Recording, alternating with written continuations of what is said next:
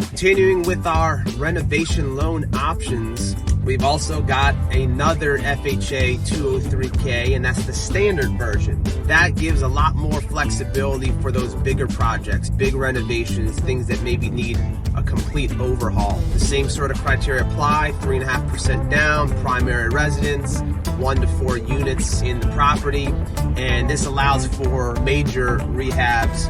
Minimum of $5,000 of work is required, and then outside of that, you have the capability to really do a lot of work. You know, you can do some structural work, you can do conversions, so there's a lot of different variety of options in there, but making all sorts of improvements to the property with only still having that 3.5% down payment requirement is a huge benefit for someone that's coming in and wants to get a rehab loan on a property. 203K standard will give you a product that you will walk into as a rehab, and then at the end of the renovation loan period, which needs to be completed within 6 months, you'll have a beautiful finished product, hopefully with a lot of upside equity. That's 203K standard.